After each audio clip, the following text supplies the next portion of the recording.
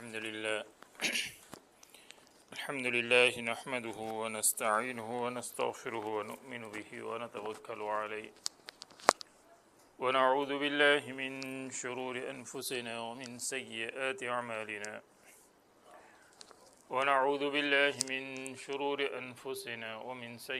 أعمالنا من يهده الله فلا مضل له ومن يضلله فلا هادي له ونشهد أن لا إله إلا الله وحده لا شريك له ونشهد أن سيدنا ومولانا محمدا عبده ورسوله صلى الله عليه وسلم تسليما كثيرا أما بعد أعوذ بالله من الشيطان الرجيم بسم الله الرحمن الرحيم وإذ ابتلى إبراهيم ربه بكلمات فأتمهن قال إني جاعلك للناس إماما ومن ذريتي قال لا ينال عهد الظالمين صدق اللہ العظیم۔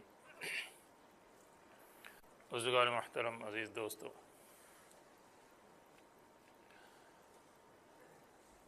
یہ اشہر حج اور موسم حج جو ہے وہ چل رہا ہے، اور 2 ہفتوں سے آپ حضرات مسلسل جو ہے اس کے متعلق جو ہے وہ سن رہے ہیں۔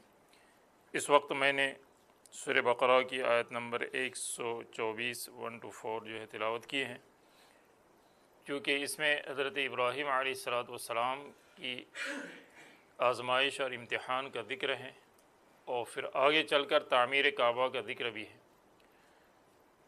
تو گویا جو حج کو جا رہے ہیں ان کو پتہ ہونا چاہیے کہ یہ بیت اللہ اور حرم، اس کی تعمیر جدید کرنے والے کون ہیں۔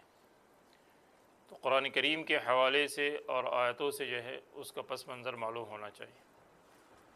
اللہ رب العزت کا ارشاد ہے وَإِذِ ابْتَلَىٰ إِبْرَاهِيمَ رَبُّهُ بِكَلِمَاتٍ، اور وہ وقت یاد کیجئے جب کہ حضرت ابراہیم علیہ السلام کا امتحان ان کے رب نے چند کلمات میں کیا، بِكَلِمَاتٍ فَأَتَمَّهُنَّ، اور حضرت ابراہیم علیہ السلام نے اسے پورا فرما دیا۔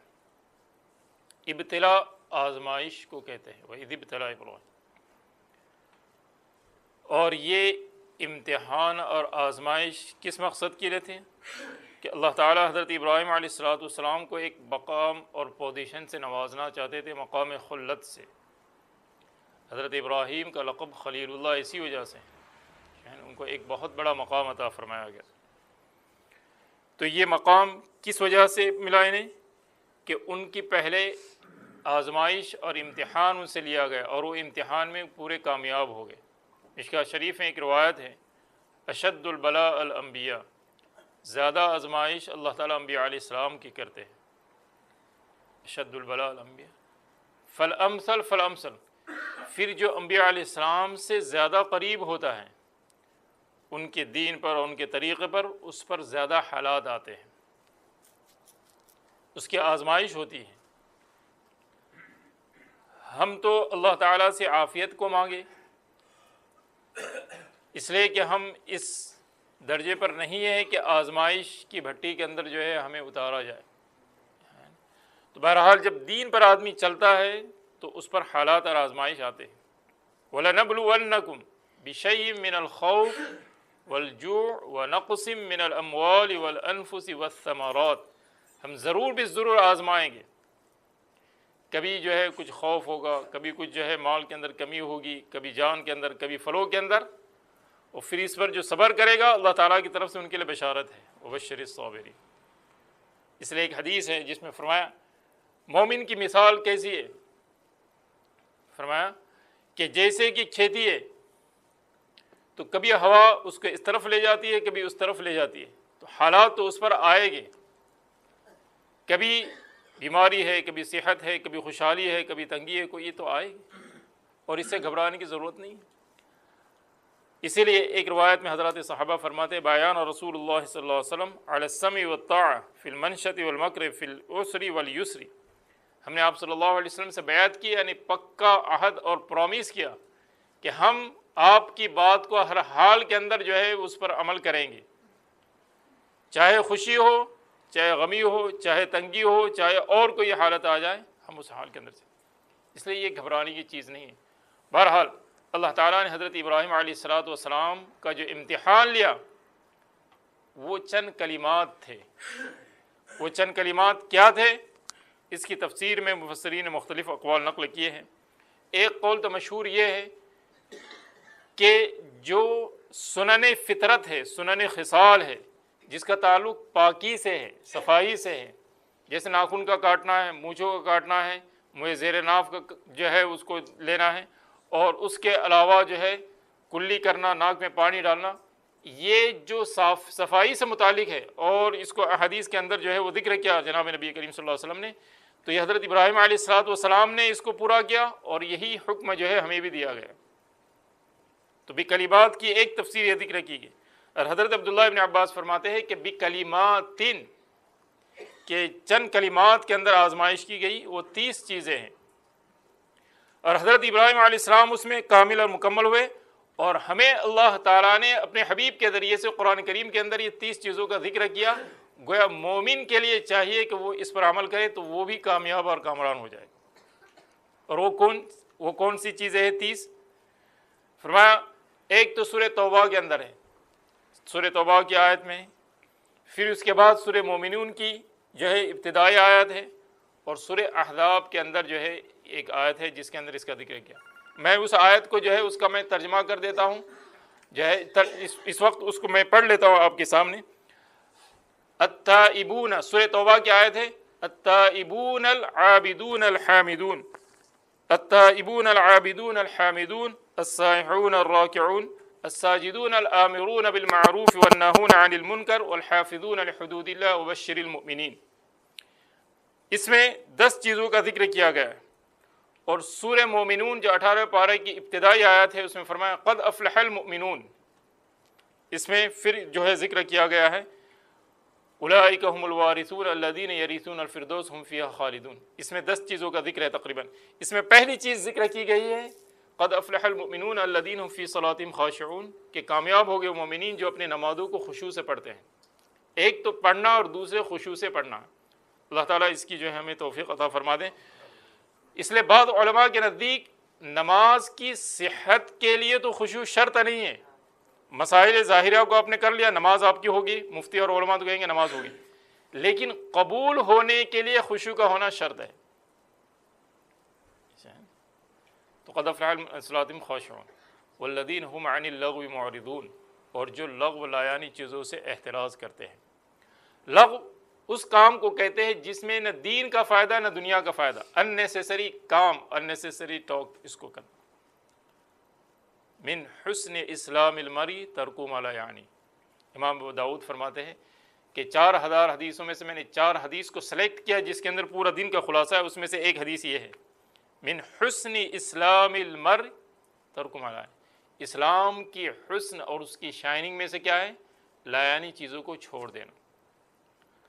آج ہم میں سے کتنے جو سمجھدار ہے، جو اپنے آپ کو جو کوالیفائڈ کہتے ہیں، وہ خود سوچے کہ ہمارا وقت کتنا جو ہے ویسٹ ہو رہا ہے، ہم اس کو ضائع کر رہے ہیں، اس میں نہ دین کا کام کر رہے ہیں نہ دنیا کا کام کر رہے ہیں۔ تو حسن اسلام کی شائننگ کہاں ہے؟ نہیں ہے۔ یہ چیزوں تو غیروں نے لی کہ وہ ایک ایک منٹ کو تول توڑ کر استعمال کر رہے ہیں، اس لیے اللہ تعالیٰ ان کو دنیا کے اعتبار سے ان کو نواز رہے ہیں۔ یہ تو ہمیں چاہیے تھا کہ ایک اللہ والے ہیں، بڑوں کی بات بڑی ہوتی ہے تو ہم تو صرف نقل کر سکتے ہیں۔ وہ کہتے ہیں کہ میں نے روٹی چبانے میں جو وقت میں نے دیکھا کہ اس میں اتنا وقت لگتا ہے کہ میں کئی مرتبہ سبحان اللہ پڑھ سکتا ہوں، تو اب بجائے روٹی کے انہوں نے کیا کر دیا؟ ستو پھانکنا شروع کر دیا۔ ستو کا مطلب یہ ہے جیسے آج کل جو ہے ریڈی میڈ فوڈ ملتا ہے، اب دودھ میں ڈال دو اس کو بس پی لو، اس میں اندر زیادہ وقت نہیں لگتا، ویٹاویکس ہے، اس کو کھانے پینے میں کتنا دیر لگتا ہے۔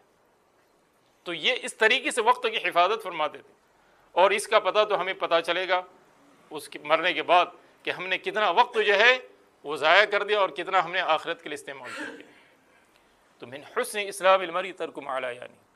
حضرت لقمان حکیم سے کسی نے پوچھا کہ اللہ تعالیٰ نے آپ کو اتنا مقام، اتنا بڑا اونچا مقام کیسے عطا فرمایا؟ تو انہوں نے فرمایا کہ میرے اندر چند باتیں ہیں۔ ایک تو یہ ہے کہ میں امانت کو ادا کرتا ہوں، جھوٹ سے بچتا ہوں، اور لایعنت چیزیں سے اپنے آپ کو بچاتا ہوں۔ اور بھی بہت ساری چیزیں ہیں۔ تو دیکھیں اللہ تعالیٰ نے حضرت لقمان کا مقام کتنا اونچا تھا۔ یہ نبی نہیں تھے، ولی تھے، اللہ نے قرآن کریم میں ان کا ذکر کر دیا، تو ایسے ہی تھوڑی مل گئے۔ حضرت بلال حبشی، اللہ اکبر، کون ہے؟ لیکن اللہ نے کیسا مقام عطا فرمایا؟ حدیث پاک کے اندر فرمایا کہ اللہ کے نبی صلی اللہ علیہ وسلم نے دیکھا کہ وہ جنت کے اندر آگے آگے چل رہے ہیں، فرمایا بلال کیا بات ہے؟ میں نے تو آگے دیکھا چلتے چلتے۔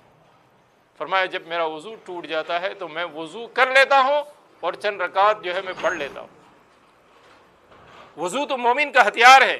آج اگر کسی مسلمان سے کہو کہ بھئی چلو نماز کے لیے، تو کہتے میں پاک نہیں ہوں۔ سبحان اللہ، مومن تو ہمیشہ پاک ہوتا ہے۔ الطہور شطر الایمان، پاکیزگی یہ ایمان کا آدھا حصہ ہے۔ جب آپ پاک ہی نہیں ہیں تو آپ نے ایمان کا آدھے حصے کو تو ویسے ہی ضائع کر دیا۔ یہ تو یہ شیطان کا ایک وسوسہ ہوتا ہے کہ بھئی چلو دور کرنے کے لیے کہ ہم پاک نہیں ہیں، وہ تو اللہ بہتر جانتا ہے، تو نہیں۔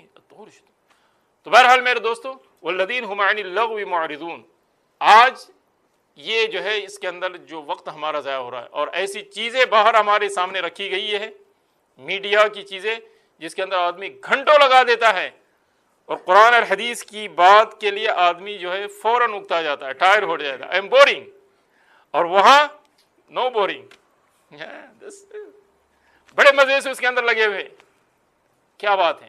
اس کی عظمت کو نہیں پتا۔ والذین هم عن اللغو معرضون والذین هم للزکاة فاعلون والذین هم لفروجهم حافظون الا على ازواجهم او ما ملكت ايمانهم فانهم غير ملومين فمن ابتغى وراء ذلك فاولئك هم العادون والذین هم لاماناتهم وعهدهم راعون والذین هم على صلواتهم يحافظون اولئك هم الوارثون الذین يرثون الفردوس هم فيها خالدون۔ تو یہ 10 چیزوں کا ذکر یہاں پر کیا گیا، اور باقی 10 چیزوں کا ذکر سورہ احزاب کی آیت میں ہے۔ ان المسلمین والمسلمات، بے شک مسلمان مرد اور مسلمان عورتیں، والمؤمنین والمؤمنات، مومن مرد اور مومن عورتیں، والقانتین والقانتات، اطاعت کرنے والے مرد اور اطاعت کرنے والے عورتیں، والقانتین والقانتات، والصادقین والصادقات، سچ بننے والے مرد اور سچ بولنے والے عورتیں، والصائمین والقانتین والقانتات، والمتصدقین والمتصدقات، اور صدقہ دینے والے مرد اور صدقہ دینے والی عورتیں۔ تو ان المسلمین والمسلمات والمؤمنین والمؤمنات والقانتین والقانتات والخاشعین والخاشعات، خشوع کرنے والے مرد اور خشوع کرنے والی عورتیں، والمتصدقین والمتصدقات، والصائمین والصائمات، روزہ رکھنے والے مرد اور روزہ صائم، والحافظین فروجہم والحافظات، اور اپنی شرمگاہوں کی پرائیویٹ پارٹ کی حفاظت کرنے والے۔ اس لیے قرآن کریم نے دیکھیے کیا ذکر کیا، وَلَا تَقْرَبُوا الزِّنَا، زنا کے قریب تک نہ جاؤ۔ کیا مطلب ہے کہ آدمی جو ہے وہ اپنی نظر کا بھی مس یوز نہ کرے، اس کا غلط استعمال نہ کرے، اس کی آواز، نامحرم کی آواز کو سننا، نامحرم کی طرف دیکھنا، یہ سب جو ہے اس کی دوائی کے اندر داخل ہے، اس سے بھی استعمال سکتا ہے۔ والحافظین والذاکرین اللہ کثیر والذاکرات، اور کثرت سے ذکر کرنے والے مرد اور کثرت سے ذکر کرنے والی عورت ہے۔ اعد اللہ لہم مغفرۃ واجرا عظیما، ان کے لیے اللہ تعالیٰ۔ تو یہ آیت اس کے اندر جو ہے وہ 10 چیزوں کا ذکر کیا گیا ہے۔ تو حضرت عبداللہ ابن عباس فرما رہے ہیں وَإِذِ ابْتَلَىٰ إِبْرَاهِيمَ رَبُّهُ بِكَلِمَاتٍ، کہ جو آزمائش جن کلمات کے اندر کی گئی ہے وہ یہ 30 احکامات ہے، یہ 30 چیزیں ہیں۔ میں اس میں اس وقت ڈیٹیل کے اندر نہیں گیا ہے، تو صرف میں نے آیت کو جو ہے اس کا ذکر۔ تو یہ حضرت ابراہیم علیہ السلام اس میں کامل اور مکمل ہوئے، اور سورہ نجمہ کے اندر اللہ رب العزت فرما رہے وَإِبْرَاهِيمَ الَّذِي وَفَّى، اور حضرت ابراہیم علیہ السلام نے اسے پورا ادا کر دیا۔ اور جب کوئی آدمی کسی چیز کو مکمل اور کامل کر دیتا ہے تو پھر اس کو ایوارڈ ملتا ہے، اس کو ریوارڈ ملتا ہے۔ تو جب حضرت ابراہیم علیہ السلام اس کے اندر کامل اور مکمل ہوئے تو اللہ رب العزت فرما رہے ہیں قال انی جاعلک للناس اماما، اب میں تمہیں پیشوا بناؤں گا، میں تمہیں امام بناؤں گا، میں تمہیں قائد بناؤں گا لوگوں کا. تو انبیاء علیہ السلام کو فکر ہوتی ہے کہ ہمیں تو ملا لیکن ہماری اولاد کو کیا ملے گا. تو فرمایا وَمِن ذُرِّيَّتِي، حضرت ابراہیم علیہ السلام نے دعا فرمائی اے اللہ میری ذریت اور میرے خاندان کے اندر بھی یہ ریوارڈ اور ایوارڈ چلے. اللہ رب العزت نے فرمایا کہ ہمارے ایک اصول اور ضابطہ ہے، قَالَ لَا يَنَالُ عَهْدِ الظَّالِمِينَ، ہم نافرمانوں کو یہ چیز نہیں عطا فرمائیں. جب نبی کے گھرانے والے کے لیے بات ہے تو عام آدمی کے لیے کیسے ہو سکتا ہے. آگے اللہ رب العزت فرما رہے وَإِذْ جَعَلْنَا الْبَيْتَ مَثَابَةً لِلنَّاسِ وَأَمْنًا، اور یاد کیجئے اس وقت کو جب کہ ہم نے وَإِذْ جَعَلْنَا الْبَيْتَ، جب کہ ہم نے بنایا بیت اللہ کو معبد، عبادت کی جگہ اور لوٹنی جگہ اور مقام امن بنایا.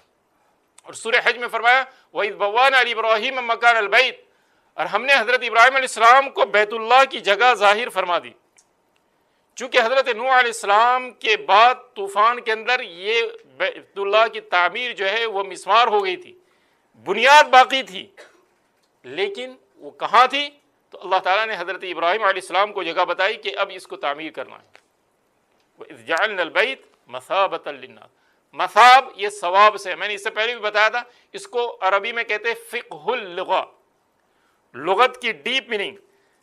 تو مثابہ کے معنی لوٹنے کی جگہ، ثواب کہتے ہیں نا کہ بھائی اس عمل پر یہ ثواب ملے گا، تو وہ ثواب کیا ہے؟ اس عمل کا ریٹرن ہے. کپڑے کو عربی میں ثوب کہتے ہیں. تو ثوب کیوں کہتے ہیں؟ کہ یہ ایک مرتبہ استعمال کرنے کے بعد پھینکا نہیں جاتا ہے، اس کو لوٹایا جاتا ہے. یہ الگ بات ہے، جو ریچ مین ہیں، بڑے لوگ ہیں، وہ اگر اس کو ضائع کرے وہ الگ سے، وہ اسراف ہیں، تو یہ بھی لوٹتے ہیں. اور بیت اللہ کو مثابہ کیوں کہا؟ حضرت ابراہیم علیہ السلام نے دعا فرما دی کہ اے اللہ جو ایک مرتبہ یہاں پر جائے اب اس کا دل اسی کے اندر اٹکا رہے اور وہ کہے کہ مجھے بار بار جانا ہے.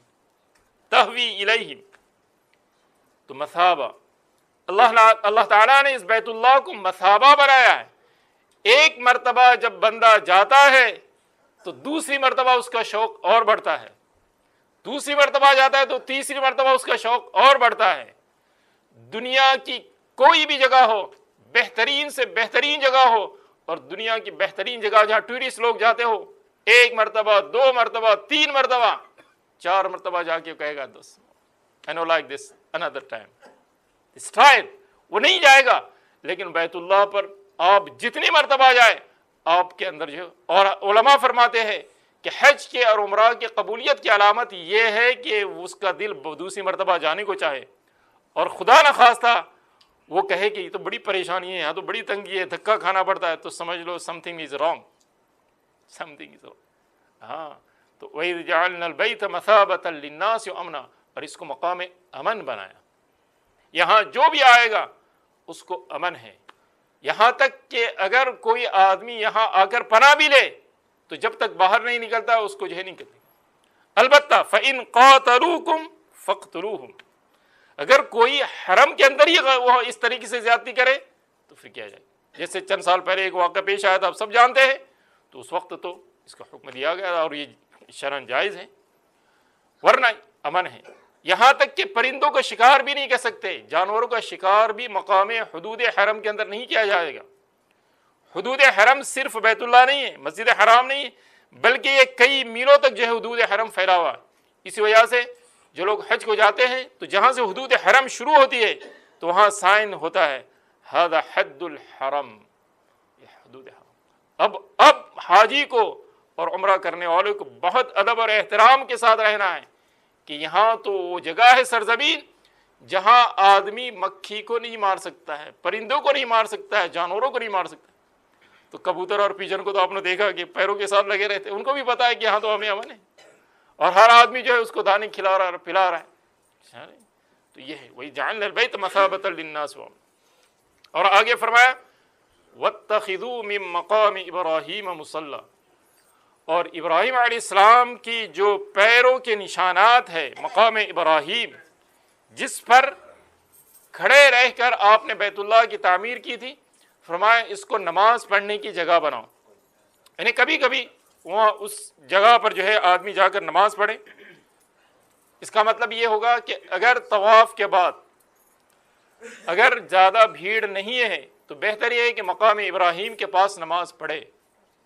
لیکن حج کے زمانے میں رمضان کے اندر بھیڑ زیادہ ہوتی ہے، تو پھر وہاں کوئی ضروری نہیں کہ آدمی اسی جگہ پر نماز پڑھے یا اس کے پیچھے پڑھے۔ اب مطاف کے اندر آپ کو جہاں پر بھی جگہ مل جائے آپ نماز پڑھ سکتے ہیں، اور آپ کی جو ہے تحیۃ الطواف، طواف کی جو رکعتیں ہیں وہ آپ کی پوری ہو جائے گی۔ واتخذوا من مقام ابراہیم مصلی، دیکھیے اللہ رب العزت نے حضرت ابراہیم علیہ السلام کے نشانات قدم کو بھی باقی رکھا۔ اللہ، دنیا والے ہے نا، معاف کرے آج کل تو میڈیا کا دور ہے نا، تو ہر آدمی چاہتا ہے کہ میرا پکچر آ جائے، میری تصویر آ جائے، ذرا فوٹو آ جائے، ذرا جو ہے اس کے اندر آ جائے۔ اللہ جب باقی رکھنا چاہتا ہے تو نہ میڈیا کی ضرورت ہے نہ کسی چیز کی، اللہ تعالیٰ اس کی ہر چیز کو باقی رکھتے ہیں۔ ہاں، حضرت مولانا الیاس صاحب رحمۃ اللہ علیہ میوات سے جہاں پر گویا ہندوانہ گویا رسمیں تھی وہاں سے کام شروع کر دیا، اور ایسا کام شروع کر دیا کہ آج دیکھیں لندن کے اندر جب میں مرکز کے اندر وہاں گیا تو اس کے گیٹ پر لکھا ہوا ہے مسجد الیاس۔ میں تو حیران ہو گیا، لوگ نام اور کام فیم کے لیے کیا کیا کرتے ہیں، اور یہاں اللہ تعالیٰ ان کے نام کو باقی رکھ رہا ہے۔ کیوں؟ اللہ کے لیے کیا تھا، اور کوئی اس وقت اس چیز کا ایسی بہت سی بیسوں مثالیں آپ کو ملے گی۔ شاہ جلال شاہ فران یمن سے دو بزرگ یہ بنگلہ دیش چلے گئے تھے، اور آج بھی جب الیکشن ہوتا ہے ہمارے ملکوں کے اندر بھی جب الیکشن ہوتا ہے تو الیکشن والے جو بڑے بڑے لوگ ہوتے ہیں تو کہاں جاتے ہیں؟ خواجہ معین الدین اجمیری کی جو ہے درگاہ پر جاتے ہیں، اور بنگلہ دیش کے اندر شاہ جلال اور شاہ فران جو بزرگ ہیں اللہ والے ان کے مزار پر جاتے ہیں۔ کیوں جاتے ہیں؟ اللہ والے تھے اس لیے جا رہے ہیں، اللہ تعالیٰ نے ان کے نام کو باقی رکھا۔ اللہ تعالیٰ اس طریقے سے جو اللہ والوں کے نام کو باقی رکھتے، آپ کام اللہ والا کرو تو آپ کا نام اللہ تعالیٰ باقی رکھتے ہیں۔ فرمایا جو صلہ رحمی کرتا ہے، جو آپس کے تعلقات کو برقرار رکھتا ہے، اللہ اس کے نشانات قدم کو باقی رکھتے ہیں۔ وَإِذْ جَعَلْنَا الْبَيْتَ مَثَابَةً لِلنَّاسِ وَأَمْنًا وَاتَّخِذُوا مِن مَّقَامِ إِبْرَاهِيمَ مُصَلًّى وَأَعْهِدْنَا إِلَىٰ إِبْرَاهِيمَ وَإِسْمَاعِيلَ أَن طَهِّرَ بَيْتِيَ لِلطَّائِفِينَ والعاکفین والرکع السجود، اور ہم نے حکم دیا حضرت ابراہیم علیہ السلام کو، حضرت اسماعیل علیہ السلام کو کہ میرے گھر کو پاک اور صاف کی رکھا جائے۔ طاہرہ، مفسرین فرما رہے کہ ظاہری نجاست سے بھی پاک رکھنا ہے اور باطنی گندگی سے، شرک سے پاک رکھنا ہے۔ اس لیے حاجی جب تلبیہ پکارتا ہے تو کیا کہتا ہے؟ لبیک اللہم لبیک لبیک لا شریک لک، کہ اب جا رہے ہو اپنے عقیدے کو ٹھیک کر کے جاؤ۔ لیکن اللہ حفاظت کرے کہ حاجی میں بہت سے ایسے ہیں جو اللہ کے بندے حج کو جاتے ہیں لیکن اس کو سیکھ کر نہیں جاتے، اس لیے جو ہے وہ اس کے لیے مستقل ٹریننگ اور جو ہے اس کے لیے رکھے جاتے ہیں۔ تو چاہیے کہ حج کو جانے سے پہلے ہم ان تمام چیزوں کو سیکھ کر جائیں۔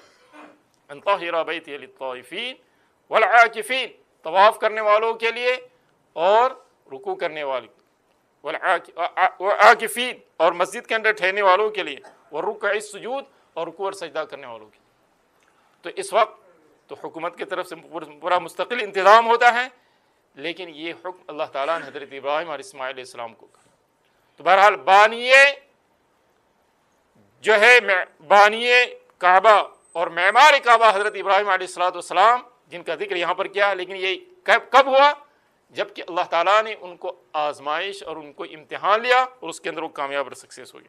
اس کا آگے حضرت ابراہیم علیہ السلام دعا فرما رہے ہیں، اے اللہ جو اس شہر کے اندر آ جائے تو ایک تو اس شہر کو امن والا بنا، اور دوسرے یہاں والوں کو جو ہے پھل فروٹ عطا فرما۔ تو آگے اس کا ذکر کیا گیا ہے، انشاءاللہ العزیز کسی اور موقع پر اس کا ذکر کیا جائے گا۔ اللہ رب العزت ہم سب کو جو ہے دین کی صحیح سمجھ عطا فرمائے۔ وآخر دعوانا الحمدللہ رب العالمین۔